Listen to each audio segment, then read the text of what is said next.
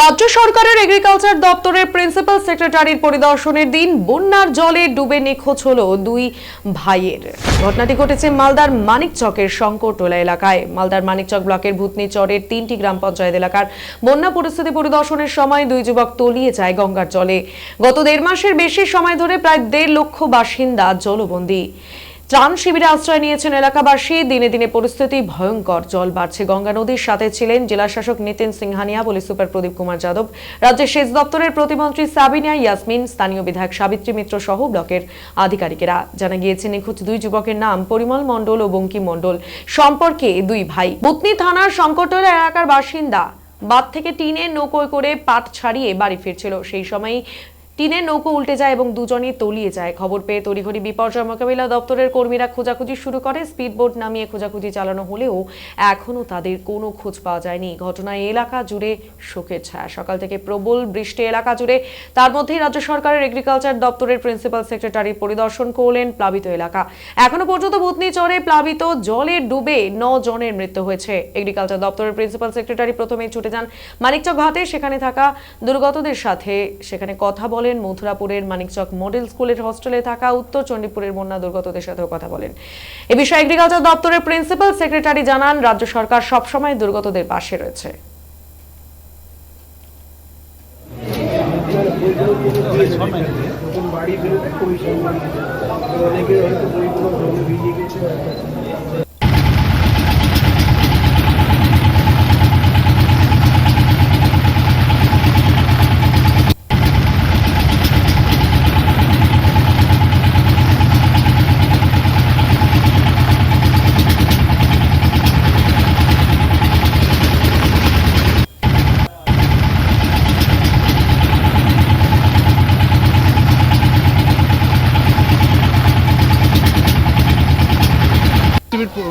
দেখলেন কি অবস্থা রয়েছে এখানকার? না, আপনারাও দেখলেন, আমার সঙ্গে দেখলেন, কোনো লোকজন ভালোই আছে এবং সব ব্যবস্থাই করেছে প্রশাসন। যার করতে লাগবে সবটা আমরা তো শুনছি, নিশ্চয়ই ওদেরকে যেখানে পরামর্শ আমার মনে হয় ভালো করে সামলেছে ওরা। আরও মানুষের কষ্ট আছে, জল তো অনেকটা আছে, এখানে ঢুকেছে। ফিউচারে কি প্ল্যান রয়েছে? আমি দেখা হচ্ছে কি প্ল্যান রয়েছে স্যার ফিউচারে, স্যার ভূতনিকে নিয়ে কি প্ল্যান? না, আমি এখানে কিছু বলছি না, মানে যেখানে বলবো আমরা। ক্ষতিগ্রস্ত হয়েছে, সবার কথা শুনতে এসছি, সবার কথা শুনবো, যথারীতি যেখানে বলার আমরা বলবো।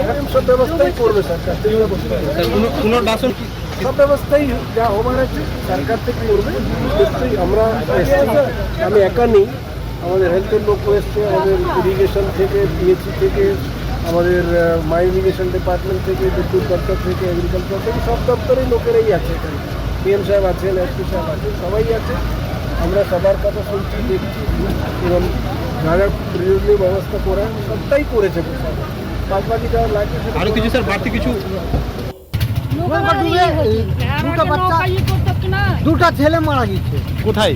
এই মাঠে কি করছিল ওখানে ওরা? পাট ছুটাচ্ছিল বাঁধের উপরে। ওই বাঁধের উপরে যখন পাটটা ছুটানো হয়ে গেছে, তারপরে ওই ডোঙার উপরে পাট বুঝে ওরা দুইজন বাড়ি আসছিল। তারপরে ইতিমধ্যে ওই ঘর বাতাস উঠেছে, বাতাসেতে ভেয়েতে ওরা নৌকাতে টিনের ডোঙাতে ডুবে গেছে। এখন বর্তমানে উঠলো কিনা বলতে পারছি না, এখনো কোনো খোঁজ পাওয়া যায়নি। এখন খোঁজ পাওয়া যায়নি, ডুবুরি গিয়েছে আচ্ছা, শুনছি। কতক্ষণ হলো ঘটনা হওয়া? মোটামুটি ঘন্টা 2-1। কিরকম বয়স রয়েছে তাদের? বয়স একটা বড়টার বয়স 18-22 হবে আইডিয়াতে বলছি, আর ছোটটার বয়স 18-19। কি নাম তাদের? মাট্টু মণ্ডলের ছেলে, মাট্টু মণ্ডলের ছেলে, গ্রাম শঙ্করটোলা। নাম জানেন? ছেলে দুটার নাম কি বলতে? কি নাম ছেলের? বুলেট। আরেকজনের নাম জানেন না? একজনের নাম জানেন। এখনো ওটার নাম কি জানো? এখনো খোঁজাখুঁজি চলছে? এখনো খোঁজাখুঁজি চলছে। ঠিক আছে, আপনার নাম? আমার নাম নিধির মণ্ডল। বাড়ি ওই দমনটোলা, শঙ্করটোলার পাশেই দমন। কি হয়েছে কি যে ওখান থেকে জমিনের পাট ছড়িয়ে ডোঙায় বাড়ি যাচ্ছিল, ডোঙা মাঝে ডুবে গেছে, দোনো ছেলে পাওয়া যাচ্ছে। কোথায় বাড়ি তাদের? বাড়ি শঙ্করটোলা। কি নাম তাদের? নামগুলো কখন হয়েছে এটা? তো ওই যে প্রথম বৃষ্টিটা আসলো, ওই বৃষ্টির মধ্যেই বৃষ্টির মধ্যেই হয়েছে। বৃষ্টির মধ্যেই পাট চলছিল।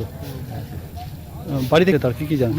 এখন মা বাবা আর দুই ভাই ছিল? হ্যাঁ দু ভাই খুঁজে পাওয়া যাচ্ছে না? না, দু কতক্ষণ হলো? 2 2 ঘন্টা ধরে খুঁজে পাওয়া যাচ্ছে না।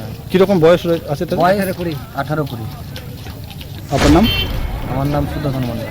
খোঁজাখুঁজি চলছে এখন? হ্যাঁ খোঁজাখুঁজি।